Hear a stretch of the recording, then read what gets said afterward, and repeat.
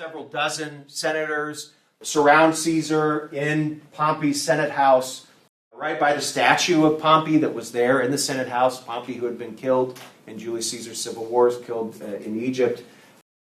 They stab him. Again, we don't know if it's 23 times. We don't know if he says, "And you, Brutus." We don't know if he says those things. But his death would have been sudden and painful. It lacked dignity. I mean, he just bleeds out. Basically, they stab him and they just kind of run away.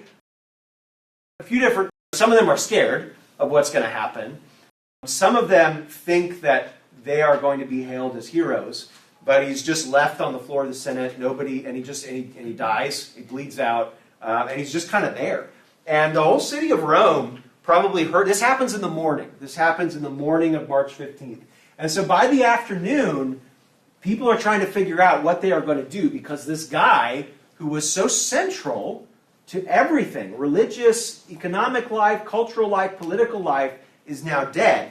You've got Brutus and Cassius start making speeches. They start, they got their daggers out, and they're like, "Hey, we're the guys. We're awesome. Let's do this. Let's restore the Republic." And the response is pretty tepid. Everybody in the city just seems to be unsure of what to do.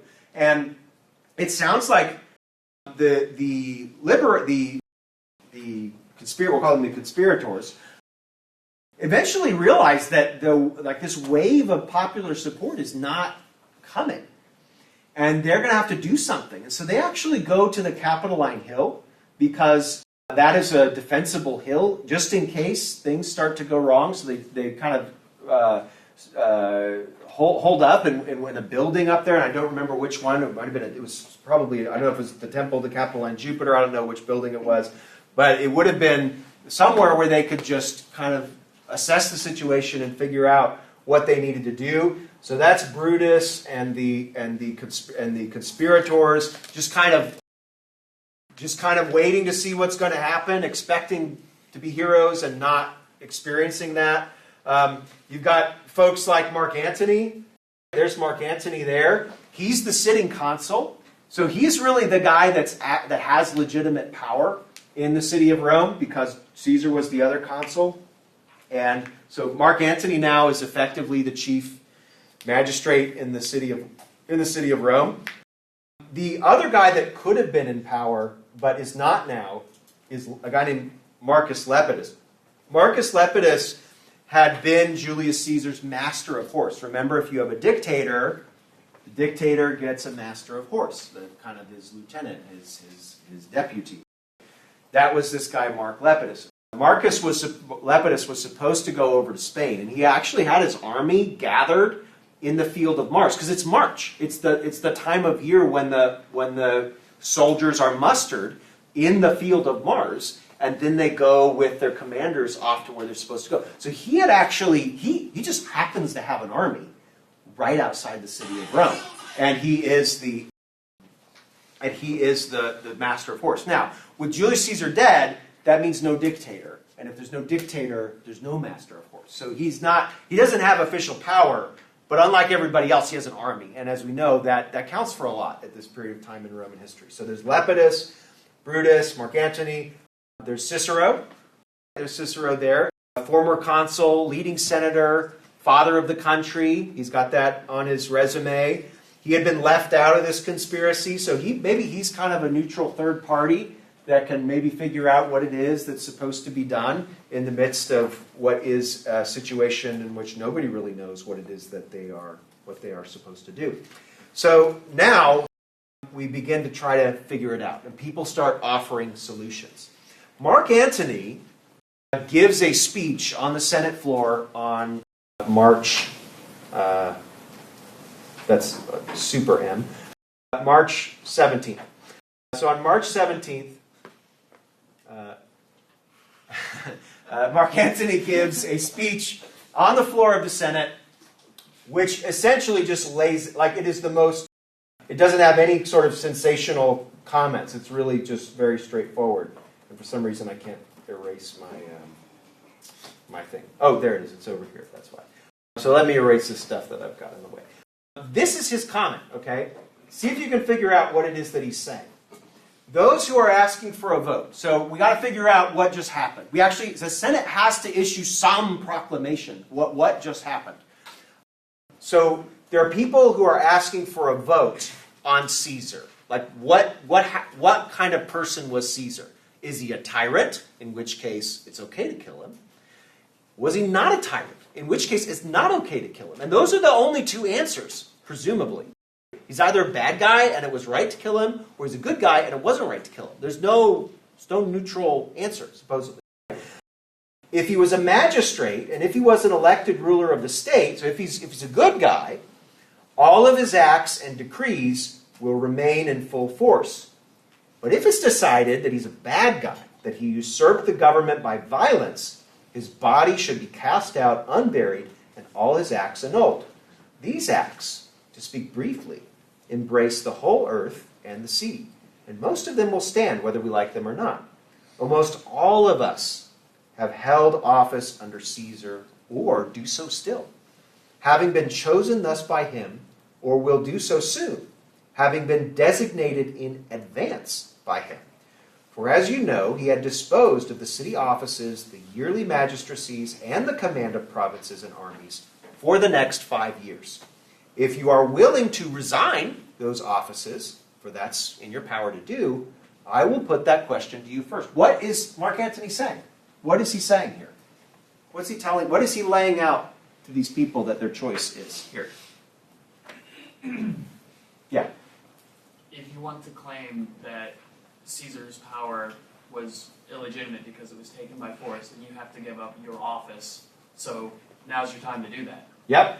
So if Caesar's a tyrant, exactly. If Caesar's a tyrant, everything he did is also tyrannical and therefore has to be annulled.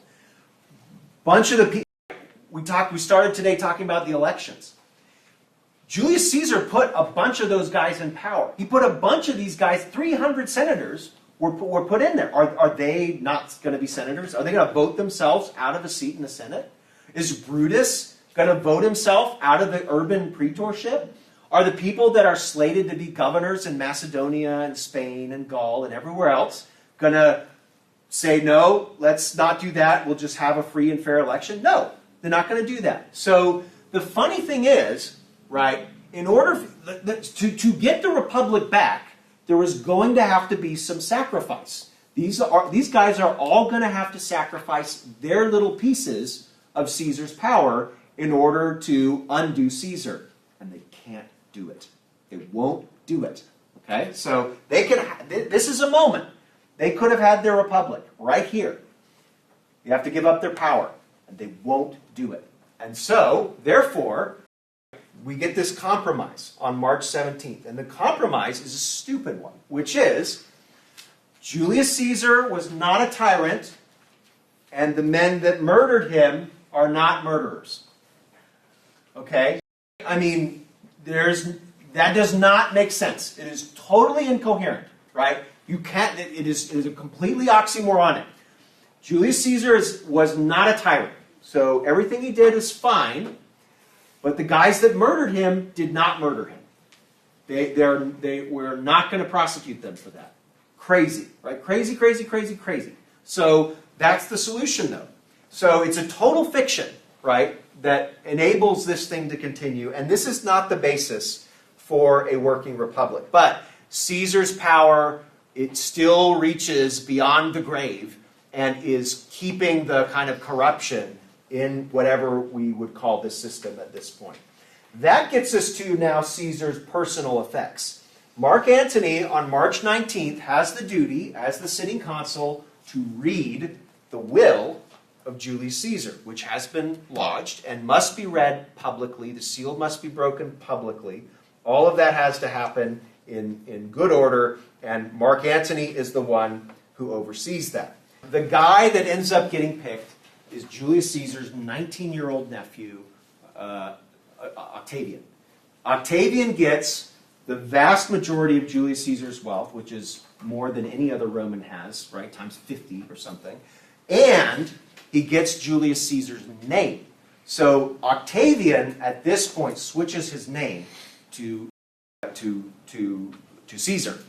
And in order to keep him straight, so we don't confuse him with Caesar, I'm going to keep calling him Octavian. But on all of his coins, in all of his correspondence, and all of his public appearances, he just is Gaius Julius Caesar. That's the name that he uses. So that happens. Now, Octavian is not in Rome.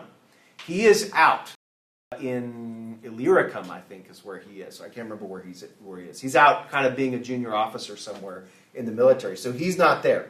So he gets to have all of this. Now, on March 20th, we get the funeral. So the next day, we have the funeral of Julius Caesar. And we've reached a compromise where this had to be a super awkward moment because you've got Mark Antony and Cicero standing in the funeral next to Brutus and Cassius and all those guys. Like the people that killed Caesar, the people that were Caesar's allies, are all there pretending that they don't all hate each other and right, like they're trying to move on. And so this is the moment where they're going to put it to rest, right? We're going to try to move on. And so Mark Antony, who's the consul, gives the eulogy. He starts off with a normal eulogy, and then he starts to kind of start talking about how Julius Caesar was murdered. Okay, so that's not fitting with the compromise. And then he takes out the cloak, the tunic, the toga that Julius Caesar was wearing as dictator. And it's got the blood and the knife cuts on it. And he holds it up and he starts shaking it in front of the population. And they start getting riled up. And pretty soon there's a riot. And there's a sense in which Brutus and Cassius and everybody else murdered Julius Caesar. And even though legally they didn't murder Julius Caesar now, the crowd is riled up against them. And so they have to leave the city of Rome. Their houses get burned. Some of their family members die in the violence. Antony, as consul, he not only like sits by passively while this whole thing happens. He encourages it, right? He's inciting violence in the capital. And so now Antony is effectively running the city of Rome with the conspirators out of the city. And I think I'll stop there. And we will continue next time. Have a good rest of your week.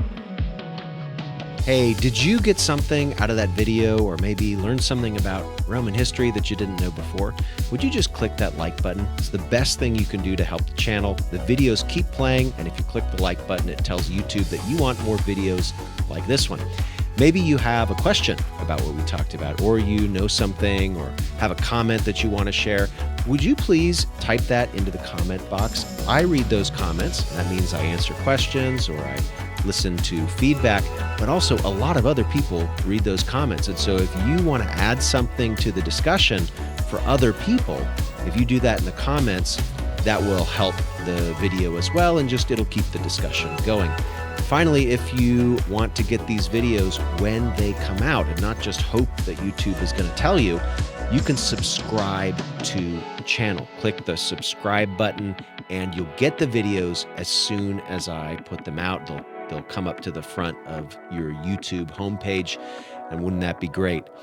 The last thing that I'll mention is my podcast, the Pax Romana podcast. I update that podcast every week. We do a couple of different things. One is we go through the story of the Roman Empire from the death of Julius Caesar on a week-by-week basis, all the way through as far as you guys are interested in going. I think right now we're in the 3rd century AD. So you can listen to those as they go, almost like an audiobook. It's free. Or if you want to just dip into particular episodes, that's fine. The other thing I do from time to time on that podcast is I answer listener questions with kind of a longer treatment about some particular topic, theme, or area that listeners are interested in. So with that, thanks for watching the video, and take care.